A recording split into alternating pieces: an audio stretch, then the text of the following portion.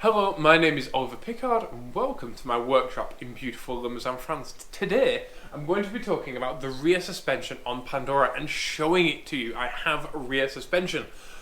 And I'm also going to be showing you kind of how I got there and the thought process in how I've arrived at the suspension that I've arrived at, because it's actually really cool. But before I get into that, if you are unfamiliar with mechanical stuff or you are unfamiliar with terms to do with suspension, I have made a basics of suspension video previously. There's a link to it just there. There'll also be a link to it at the end of this video, so that if you watch this video and you are unfamiliar with any terms, you can then watch that video and you'll know what I was talking about, or I'm talking about, or will be talking about. Anyway, so without further ado, let's get stuck in, shall we? Now, this is a mini front subframe. A mini is a monocoque, and this frame bolts to the front of a mini with the engine in it, and the engine and the suspension is all held in this frame. Now, Pandora originally had two of these. A GTM uses two mini front subframes. It's not just one mini, it's two. One without an engine in at the front, and one with an engine in at the back, which is what makes it mid-rear engine. And a GTM suspension is mini front suspension. A mini has this double wishbone arrangement at the front, but it has kind of a trailing arm arrangement at the rear, whereas a GTM has a slightly longer wheelbase. It's slightly longer due to the fact that it uses mini front suspension, front and rear. Now, mini front suspension is very good. After all, it won a bunch of rallies and a bunch of races and did really well. But you only get this much suspension travel. That's it, from beginning to end. That's all your suspension travel, and it uses this rubber cone as a spring, designed by Alex Moulton, who was an absolute genius, but still. There's a couple of reasons why I don't want to use this for Pandora. One of them is the lack of suspension travel, because I really want to make Pandora soft and compliant. I live in a place that uses very narrow roads, often very uneven and very undulating, with large ditches on either side.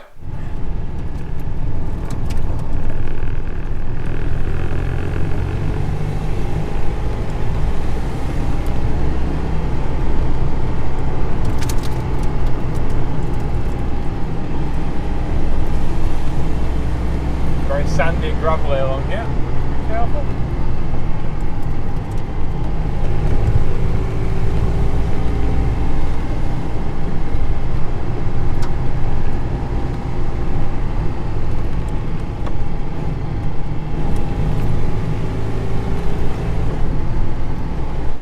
And I don't want to put two wheels in a ditch and completely use up all of my suspension and my car to tripod or be unstable in any way during big undulation. So that's one of the reasons.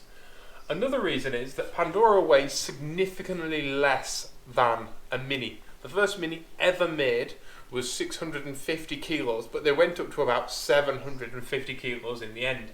Whereas Pandora is hopefully going to weigh around 610, 620 kilos, something like that. So this spring is far too firm. So not only does it have too little suspension, but it actually has too firm a spring as well. And the only way to kind of soften these up is to kind of drill holes in them. That's the classic way of doing it. Another way is to put a coilover shock absorber. But even that doesn't solve the lack of suspension travel. So that's why I don't want to use the mini suspension. Now, as for the mini upright, which is here, it's incredibly heavy. Now, this is the hub, obviously, and the caliper. The upright, or suspension knuckle, as the Americans call it, is here. And it's incredibly short. Now, I could make my own suspension based on a mini knuckle or a mini upright, but it's very short from here to here. So as your suspension goes up, as you can see, you can't have a lot of suspension travel before it starts to tip the knuckle on its end, which adds camber, which I don't want. so I can't even use the mini upright. So let me show you Pandora's rear suspension space and illustrate to you the different decisions I could have made. So one of the problems with Pandora is that she's a transverse engine. The engine is sideways, and that gives me not a lot of space for my suspension. I have from about here to here, basically, and that's not a lot for a long travel suspension.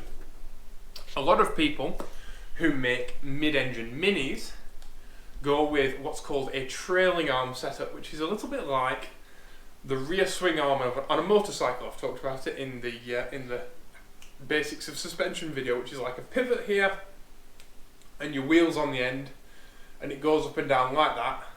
You've got a shock absorber on it, and that's okay except for the fact that you can't really add camber, because when you tilt the wheel and you've got a trailing arm, as it goes up through the suspension, it goes up on an angle.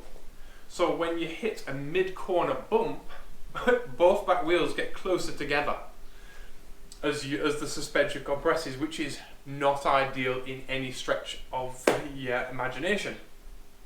And when you look at Honda people and what they do when they build mid-engine cars, because there is a bunch of mid-engine Hondas out there, believe it or not, Honda people use the front subframe from Honda in the back, usually. And that entails using McPherson strut suspension. And McPherson strut suspension has exactly the same downside. You can have a lot more suspension travel with McPherson strut than you can with a trailing arm.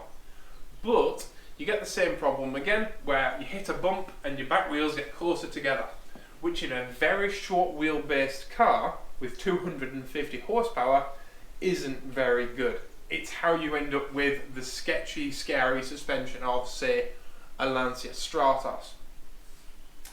But like I said, I don't have a lot of room here, so a McPherson strut or a trailing arm seems ideal, but I'm not willing to compromise on those downsides just because I have a lack of space, which caused a lot of thinking. I can't use traditional independent suspension, double wishbone suspension, because that's usually designed for cars that are either much wider or have a longitudinal suspension setup. So something like a Honda S2000, which is front engine and rear wheel drive. The wishbones attach in the middle of the car here, and you've got these big long wishbones, which is superb, except for the fact that I've got an engine there, so I can't attach them. So I had to do a lot of thinking, and what I came up with was a similar design to old Formula cars, be it old Grand Prix cars, Formula Atlantic, whatever, where you have two long links that travel back, and then two links that travel from the back of the car forward, and kind of join up at the central knuckle. It's used on Formula cars all over the world. Formula Fords, Formula Atlantic, Formula Junior, like I say, old Grand Prix cars also use it, because they were very narrow and they wanted to fit the biggest tyres possible. So they used that setup, and it worked beautifully. And if you look at like Graham Hill in his Lotus, you can see how much suspension travel those cars had and how much sag they had, because they weren't relying on aerodynamics. So they had to rely on mechanical grip, which is what I want for Pandora. I want as much mechanical grip as possible. It seemed ideal. So I set about trying to find some Grand Prix, or not necessarily Grand Prix, but Formula suspension uprights, which is, don't forget, this bit, because I can make my own suspension arms, but I can't get hold of billet aluminium in order to make the knuckle. So I set about trying to buy some Formula suspension uprights, and every single set I found for sale was a set of 3. And I'm looking all over the internet, and I'm looking in England, and I'm looking in Germany, and I'm looking all over France and Holland and Italy. Set of 3, set of 3, set of 3, and they're either missing a front one or a back one or something. So in the end I decided to talk to someone who knew about formula cars, and they shot my idea down instantly with the words, "In the event of an accident, a formula car is designed to shed its wheels." So a formula car is designed so when it hits the gravel, it rips a wheel off rather than that wheel getting folded into the driver and hurting them. Which I don't want, because just like the Mini suspension, here I live in a place that is kind of tarmac rally central, so it has big dips and big ditches. And the first time that I put a wheel in a ditch, I'd come out of that ditch with only 3 wheels. So that's no good. So I was racking my brain, and then I realised that Honda make a car that has the perfect suspension. Honda have made a compact double wishbone suspension for the Integra. The rear suspension for the Integra would be perfect, except for the fact that it's not designed to have axles travel through it. It's actually just designed to have a big fuel tank and a big boot. The EP3 has the same suspension, but like I said, I can't connect a differential to it. But I can, because there is a version of that suspension that is rear wheel drive. Sometimes. Check this out. This is the suspension from a Honda CR-V. Yes, an Acura RDX if you're American, a crossover. I'm putting crossover parts on a lightweight mid-engine sports car, and it makes perfect sense. This is an incredibly flat double wishbone setup, and it is utter genius. Now, originally it has a drum brake and disc brake, and it's massively overbuilt, but behind it is a very small knuckle, and it has very thin links. It uses this big tubular, and big diameter tubes are fantastic, this big tubular wishbone, and this, believe it or not, weighs less than this. This entire setup weighs less than just the mini knuckle. It's actually lighter. And not only that, it's designed for 4-wheel drive, so it has tons of suspension travel. It's beautifully designed for the job. I thought about making something myself, and then I realised that Honda spent millions developing the suspension. I don't have millions to develop a rear suspension for Pandora, but even if I did, I'd struggle to come up with something better than this. Not only that, but the wheel bearing for this fits, well, not this wheel bearing, but there is a wheel bearing that fits Pandora's drive shafts. So I don't have to use an adapter, and I don't need custom drive shafts. I can use a Honda wheel bearing, I can use a Honda hub, and I can use my factory Type R drive shafts. I literally could not have designed this better myself. And a CR-V is 4-wheel drive. So unlike the Acura, unlike the Integra, there is actually space for my drive shaft. This side attaches to the car. This flat link here attaches to where the back of the engine goes. And this is a camber arm. And they make aluminium rear arms for Integras and Civics and stuff. And they make a camber adjustable top arm. So I can even have this suspension with polyurethane bushes and camber adjustability. I couldn't design a better suspension if I tried. Now, let me show you how it all fits in the car. And this is one that I stripped down earlier. It's like Blue Peter. Right, pop that in there, lift that up, and there like that. And it fits beautifully.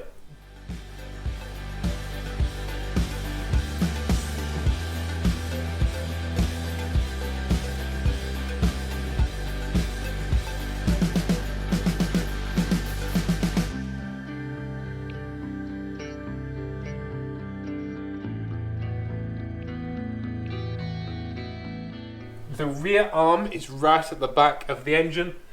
This camber arm is next to the engine, but that's okay because it can be held in by the same mounts as the engine mounts.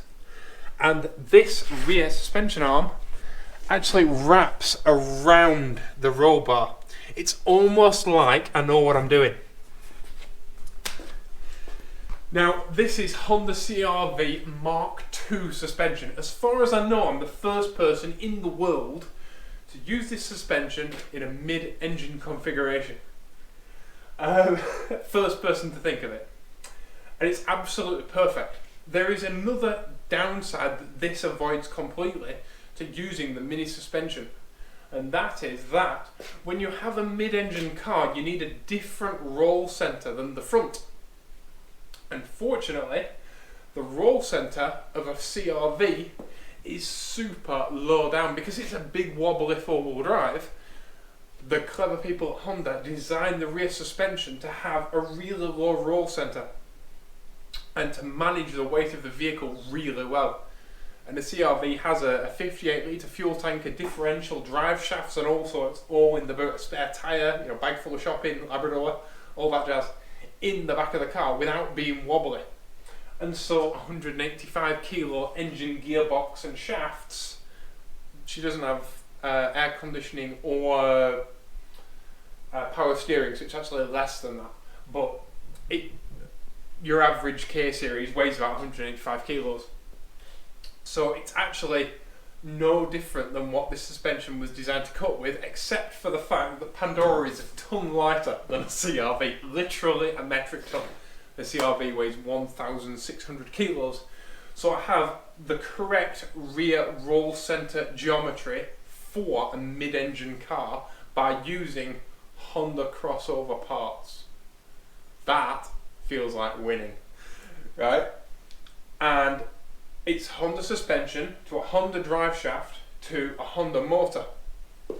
This is the original hub, which is a 5-bolt hub. Unfortunately, this is no good for me. I need to swap these out. But fortunately, Honda were very clever and didn't change this diameter. So, a lot of Honda people use these hubs in the old Hondas so that they can use 17 and 18 inch wheels. I'm not going to do that. I'm going to do the opposite. I'm going to get the old hubs to allow Pandora to use a 4x100 bolt pattern, which will allow me to use small wheels. That might be a first as well, actually, doing a 4-bolt conversion on a 5-bolt car.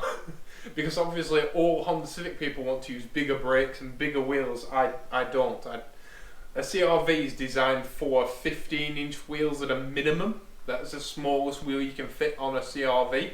I can actually fit as small as 13s on this. I've tried and they do fit. So that is awesome news for me. But like I said, I need to get a new wheel bearing and a new hub.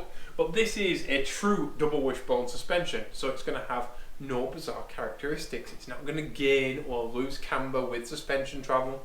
It's not going to change the wheelbase with suspension travel. The track isn't going to get narrower, so it's not going to be twitchy like a Lancia Stratos. The wheelbase does get slightly longer, but not because of what you think. It's nothing to do with the engine, and it's nothing to do with the suspension. It's actually to do with the rolling diameter of the wheels and tyres that I want to use. Because I moved this roll bar back from here to here, it gets closer to the back wheels. And because I want to use chunky rubber on the back because I have a 250 horsepower engine to deal with, I don't want that at high speed that tyre deforms with the rotation, and I don't want it to rub on my inner wheel wells. So that I have enough clearance, I've moved the wheelbase just over an inch back. But other than that, it's still a Cox GTM in essence. It's still using an independent rear suspension. It's just a better independent rear suspension. And it's an independent rear suspension that's long travel, fully compatible with my engine, that I can get all my parts for. You know, it's really easy to think, well, I'll just do everything custom. But actually, it's much better to be able to go to a parts shop and order parts, and I can order bushes, I can order wheel bearings, I can order hubs, I can get everything. So it will make Pandora so much more tractable with the power available. And that big long suspension arm takes a lot of the abuse out of the rear subframe and helps spread the load across the entire chassis by putting it into the floor. Which is one of the reasons why I made this firewall setup so strong, because a lot of the suspension strain is going to go that way into the car. Now this is Mark II Honda CR-V Acura RDX rear suspension, and I'm well aware that the Mark III actually has aluminium uprights. I couldn't get hold of the Mark III bits, I could only get hold of the Mark II bits because I wanted the full system. And it turns out that Honda people don't crash anywhere near as often as I need them to in order to get the parts. They're all apparently very conscientious drivers who are very safe, and so in France at least, the parts don't end up in scrapyards very often. I had to ring around almost every single scrapyard in France in order to get the whole setup. I could get just the alloy knuckle, but I couldn't get the full setup with all the nuts and bolts and all the full shebang. So I had to settle for Mark II bits, but they are skinnier than the Mark III bits, which is good because I'm not going to run into clearance issues. And I can do some lightening of these uprights, and if I choose to go with the aluminium Mark III ones in the future, I can do. It's not a problem. I can just swap them out and I'm in. Also, it widens the track of the car, so I don't need to use spacers or anything like that, which this car originally, Pandora, came with giant wheel spacers on it, which I'm not a big fan of wheel spacers. So this widens the track, which makes the car more stable without needing wheel spacers, without any messing about it. It fits like factory because it's all Honda. There's a bunch of different brake options available, which is great, all factory stuff, so I know that in 25 years time I'll be able to buy brake pads and stuff like that. This is the whole thing. I'm trying to future-proof this car so that I can use OEM replacement parts. So if I'm in the middle of Morocco and I need rear brake pads, I can get rear brake pads because it's just a Honda part number. You know, I can order them online and have them sent to me if need be. It's not a big deal. So, what do you think? I think it's fantastic. I'm aware that I'm an absolute nutter to even think of using SUV or, I don't know, what do you call them, crossover suspension parts on a lightweight mid-engine sports car. But it does make complete sense. There's a massive aftermarket support. I can get all the parts cheaply available to my door. It's just the best thing ever for me. And it would have been really easy for me to just go, well, I'll have to just make everything custom. But of course, if I make everything custom and then I have a problem in a year or two, then all the parts that I need are custom parts. And that's okay when I'm at home and I'm in my workshop. But if I'm not at home and I'm not in my workshop, I'm in Morocco or I'm in England or I'm in Spain or I don't know where I'll be when you have a problem. You know, it's always at the least convenient place at the least convenient time, isn't it? So I'd rather make this car as future-proof as absolutely possible. So, what do you think? Tell me down in the comments below, and please don't forget to subscribe. We've had a massive influx of new viewers to this channel. Hello new people, thank you for watching these videos. I'm really glad you're all enjoying them, but don't forget to subscribe. Like 75% of the people watching these videos at the moment aren't subscribed. So if you'd like to subscribe, there's a button down there, or there's a button that looks like my face. So don't forget to click on my face. And as mentioned before, there is a suspension video and the full Pandora playlist, so you can watch the whole progress on Pandora from beginning to end if you haven't had enough Pandora today. by clicking that playlist. Thank you all for watching. Please be awesome to each other, and I'll see you all in the next video. Bye bye.